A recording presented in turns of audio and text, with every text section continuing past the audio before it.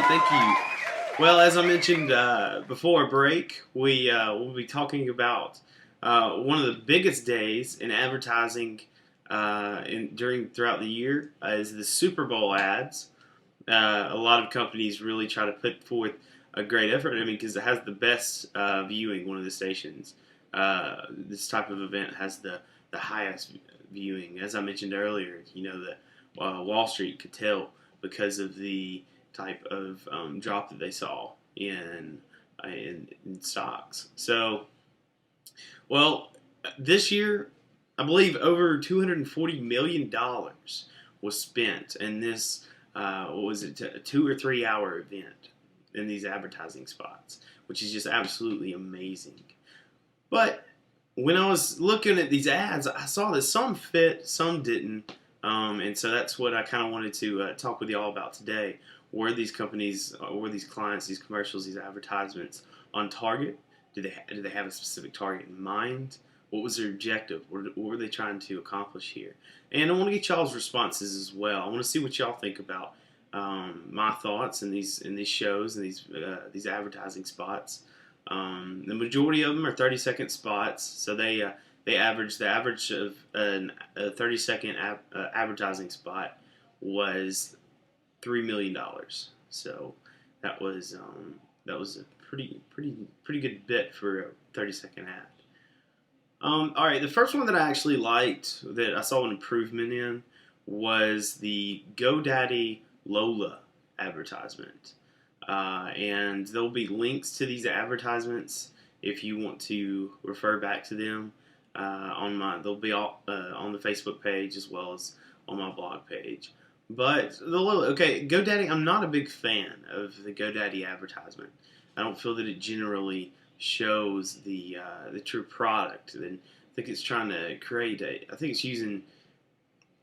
I don't think they're very good strategic tactics that they're using to gain traffic. I mean, I think it's an interesting idea, but I don't think it's actually very.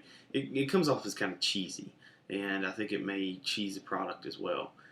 But what I liked about this commercial was that it showed the product. It showed this guy sitting in front of his computer. It added humor to it, which GoDaddy likes to stick with that kind of humor, shock appeal kind of tactic to their advertisement. And they actually showed it. So I like this. I like the fact that they showed a user actually using their product, because whenever you're coming into introducing your product to a place, you don't want to hide behind too many gimmicks. You really want to show your product to the consumer so that they know what they're actually going to get. I think we can all agree that this GoDaddy commercials, people find out they don't really when they go to the website, they're not really receiving what the advertisement actually showed them. So I know that may be disappointing for some. But also, I like the way they used Danica Patrick and that GoDaddy girl for it. I did say that I don't like that type of tactic, but since they have already used that, I think it's good that they stuck with that. They had something to kind of continue over what they've already established with their brand. Keeps the consumer awareness in mind. Okay, the one I did not like was a GoDaddy, which was a separate one. It was about the news. It brought back all the things that I don't like about the GoDaddy commercials. The women taking their clothes off and them parading around their t-shirts, and that. It's like I said, it's an interesting concept, and it's definitely going to grab people's attention. But does it really have the client's best intentions in mind?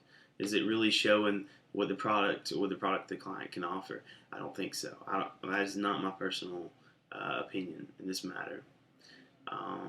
But it's distracting to the audience. It's taking your focus completely away from the fact that this is a web domain, web hosting website that you can go to start up your own web pages.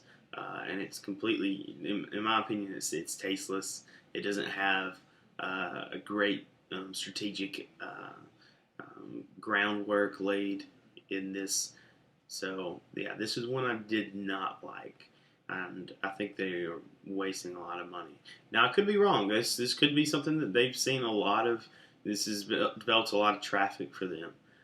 People have visited the website. They have tried the product out, and it's increased their revenue. And I guess if they're going to spend $3 million on a 30-second ad, then it has to be doing some type of good. So, but me professionally speaking, I think this is something that can hurt their brand in the long run. Okay, now the ad that I had to ask myself, what are you doing here? How in the world did you get caught up in this Super Bowl ad? And I think it's because this has become so popular. People hope to advertise on here to just to kind of hop on the bandwagon. It's a hot trend. It's something that gives you a lot of exposure. But if your audience isn't who you're actually looking for your client, it's a waste of money, and that's $3 million is a lot of money to be wasting.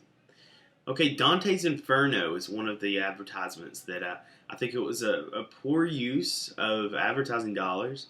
I think it was just I'm not really sure if it actually reached their main source of revenue. Their target audience is the biggest supporters of their games systems.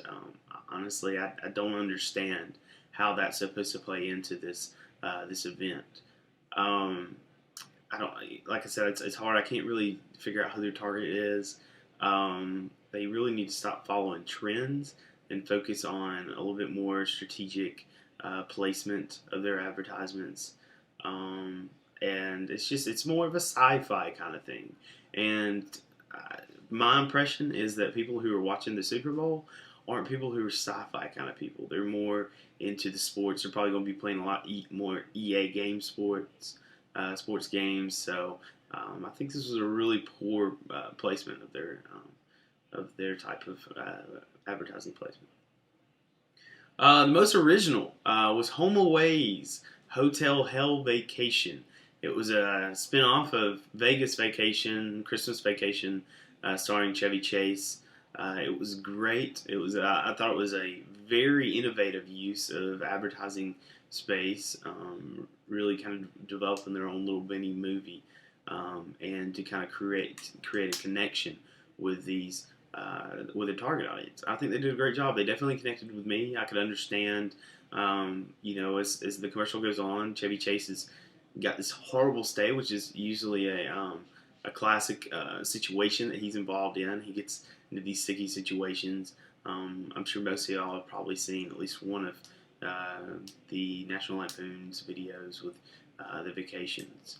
And I think it did a really good job of helping the consumer understand that this is uncomfortable, having to check into a hotel, hopefully establishing some common points that consumers may have faced going into a hotel. This isn't really what I thought it was. Online it may have looked a little different. And what they're doing is they're offering a home that is up for rent that people have stationed. Maybe it's a condo somebody has down